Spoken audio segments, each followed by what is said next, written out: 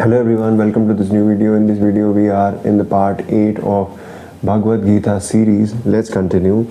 It is the ignorant, not the wise, who says Sankhya Yoga and Karma Yoga lead to divergent results. For one who is firmly established in either gets the fruit of both, which is the same God realizing. The supreme state which is reached by Sankhya Yogi is attained also by Karma Yogi. Therefore he alone who sees Sankhya Yoga, Karma Yoga as identical, so far as the result goes, see truly. Without Karma Yoga, however, Sankhya Yoga, renunciation of doership, is in relationship to all activities, to the mind and the senses, and the body is difficult to accomplish, whereas the Karma Yogi who keeps his mind fixed on God realizes Brahma Yoga is no time, Arjuna. The Karma Yogi who has fully conquered his mind and mastered his senses,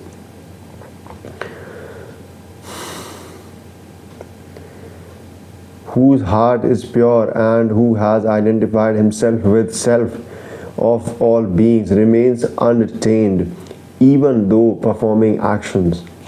However, the Sankhya Yogi who knows the reality of things must believe that he does nothing, even though seeing, hearing, touching, smelling, eating, drinking, walking, sleeping, breathing, speaking, answering the call of nature, grasping and opening or closing the eyes, holding, that it is the senses alone that are moving among their objects. He who acts offering all actions to the gods, shaking off attachment, remains untouched by sins as the lotus leaf by the water. The Karma Yogi perform actions only with their senses, mind, intellect, body as well, without the feeling of minds in respect of them, shaking off attachments simply for the sake of self-purification. Offering the fruit of actions to the God, the Karma Yogi attains everlasting peace in the form of God realizing, whereas he who works with the selfish motive, being attached to the fruit of action through the desire, gets tied down.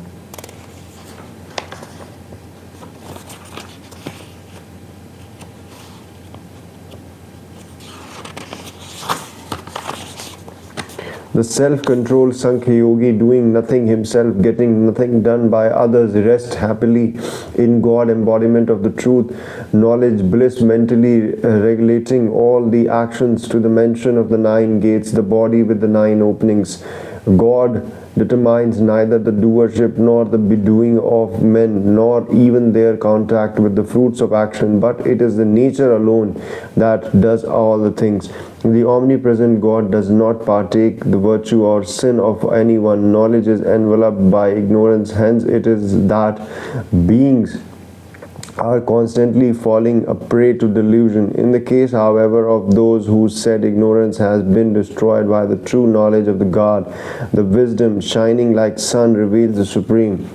Those whose mind and intellect are wholly merged in Him, who remains constantly established in the identity with Him and have finally became one with Him, their sins being wiped out by wisdom, reach the supreme goal, heaven. There is no return. The wise look the equanimity on all, whether it be Brahma endowed with learning and humility, a cow and an elephant, a dog and a pariah. 2. Even here is the mortal plane conquered by those whose mind is established in the equanimity, since the Absolute is untouched by evil, is the same at all, hence they are established in Paramatma.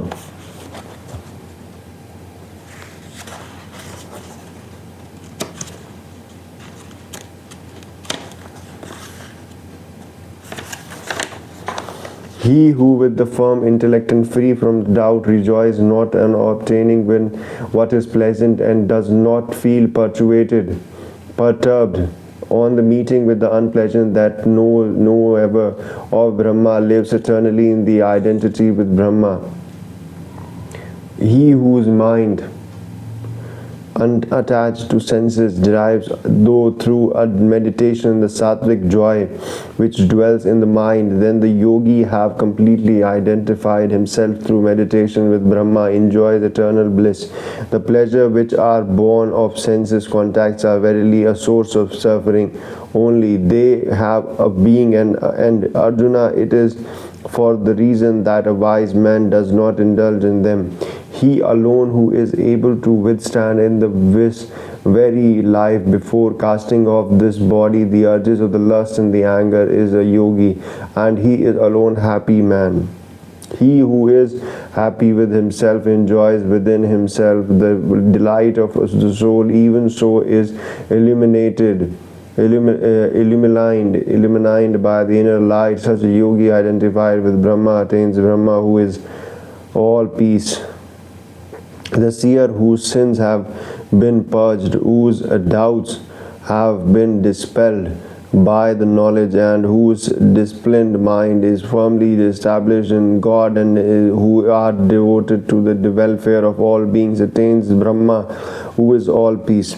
To those wise men who are free from lust and anger, who have subdued their mind and have realized God and Brahma, the adored of eternal peace, is all present all round.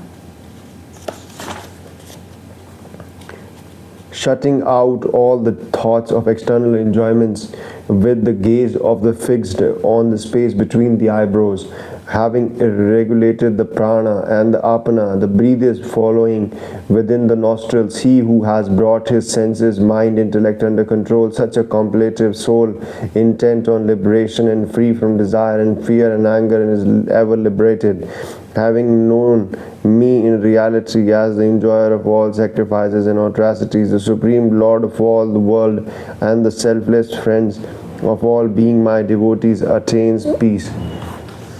So this was it. In this video we discussed a lot. If you like the video, don't forget to like, share and subscribe. I'll see you in the next video. Till then, thank you.